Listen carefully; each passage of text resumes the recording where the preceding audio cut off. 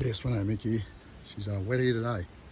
Just come outside, I heard a bang, thought it must have been a limb falling down. Don't know where it was, can't see anything directly.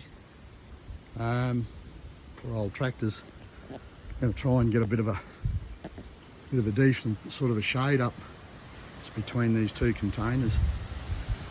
So yeah, there's that one that's got to go out, that tree. But got all my fuel leaks fixed up high here now, so I've got all them good along here on the return line to the fuel tank. The other ones were seeping. Yeah, I'll just quickly give you a quick demo. All this here, I'm going to pull down there, that fire, that's rocks there, but I'll leave like that obviously, but pull all that timber down to the fire heap down there. So this twin barrel tree here's going to go, and the reason why, it's leaning back towards their little shipping containers there, and yeah, there's potential for that to split, and it's leaning back and it'll probably lean on them. So this one here on this side's leaning back too, but that one isn't, so they're going to go out that way. Already pruned all that stuff down, so it'll go out, and we'll pull it over that way, and then I'll just pull the remains of it down in the bush. Pretty well nearly got all that cleaned up. These can stay for the time being, but yeah, I don't think they're a problem because they're further away. I just don't think they're a problem. This one here, just with that twin barrel side of it, it's got real potential. The one on this side, probably not, out of the middle one. The left-hand one's going to fall to the north, and the right-hand twin barrel is going to fall to the southeast. So you're not going to have a problem with that if it ever snapped out. If they snapped out of the whole tree, not the head, but they'd still go that way in here. So look, I'm going back inside because it's bloody wet here. It's nice and dry in my shed, in our shed, I should say, not my shed, our shed.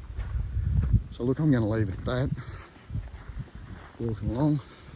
Potentially I might take them down too. Just wait and see. So big trees, and you just don't need them. They're not going to hit anything most likely, but just don't need them here. Got plenty enough big trees down there without having big trees right around. When we were down here camping, we were trying to sleep. Bit of round up in and around that too, around that base. See little wattles all shooting up. They shoot up that quick. So yeah, that's about 150 metres long of the limbs that we took out of these trees here. So got all that cleaned up for Barry, next door neighbour, who was all happy. Got him a carton of beer. So, and there's potentially a couple of logs down there that he could use for posts or something, or round posts, right down. About good 80 metres down that way, 80, 90 metres. Nearly swore then. A couple of reasonable sized trees I towed down there with that Sami, one full length. But yeah, that's it. Look at that. So I've got this here now. I'm going to get the brush cutter all in here and brush cut all in around the fence here for fire, because even if it burns here, it's big heavy, that's the heavy gauge wire, the bottom three, the top one isn't, but these are heavy gauge wire, and I can tell you now, they don't like fire. None of it likes fire. It does damage. Oh look, that's 4 minutes already. Gee, when I get talking, gets away quick, doesn't it? Look at all that. It's just beautiful, isn't it? It's a bit more firewood here. I'll take all that down with the tractor, and I've got to still cut the tops off these stumps to level them up. I dropped this one here. Professor Pete dropped all these other ones here. He's done a bloody good job. He's a top arborist and top timber cutter. He's got a lot of knowledge. So they'll come down. This one here, come down level with that there, because I just want to make it nice and level. And these will be cut off nice and level, flat, not level, yeah, level through this way. So if I want to sit anything on there, pot plants or anything, but they'll be cut through at the same level here, but just nice and level. I've got all these other ones cut off except that one. Everything else is cut off and just sitting on top. So yeah, I can hear birds. I'm hearing, whoops, sorry. Oh, couldn't help that. Just going to sneak out of silent, but deadly, but I snuck out of noisy, but I've walked away to see if it's not deadly, so. Oh God, geez, Sveno Mick, you're a character. Leave me a beautiful F-truck, would you? Hope she's not leaking. These old girls. This is pretty good, this one. Gotta start doing a bit on it. Nah, dry as dry. Dry as old chips. I just have mats in there. I don't have, and you can just flip that up, see that? Floor's been replaced here on this thing, just this bit here. They've done a very good job. But yeah, wouldn't mind just having this, and got this one on Club Rego and don't use it much, but I wouldn't mind getting myself a old XD Falcon or something. Just having it on Club Rego too. And that's just the machinery I have. Tank's overflowing, look at that. I'm gonna leave that. Sveno Mick, you'll have a lovely day. From Macali, little man's all excited. I'm always all excited. And got my seat dry with my tonner cover off my ute, off the Silver Bullet. The Mercedes are, hey Frankie, stop peeing on my wheel. Frankie's just hung a big leak on my wheel, that naughty little boy. There's no doubt about him. I love our dogs. I just love them. Oh, Harry, he's putting on a bit of weight again. He was losing a bit of weight. I was a bit worried about him, but been feeding him a heap more. He's an eating machine, but he can run. For a little dog, you want to see the speed of him. He's such a jealous, angry little shit, he is. He's an angry little shit, and last night he was ready to have a fight with Harry. No questions asked, he was going to knuckle up. Just got to get out from under these limbs here. These are widow makers, these ukes. Oh, don't ever set camps up, tents or anything up under eucalypts. You end up with them spearing down through and killing you. They drop big limbs just for no reason. Even just when it's dry, they'll drop shed. Deadly. So here we go, I showed you yesterday. Oh, actually I showed my brother. I was doing a walk around Trev. He's down in Tasmania, him and Antoinette and the girls down there holidaying at the moment.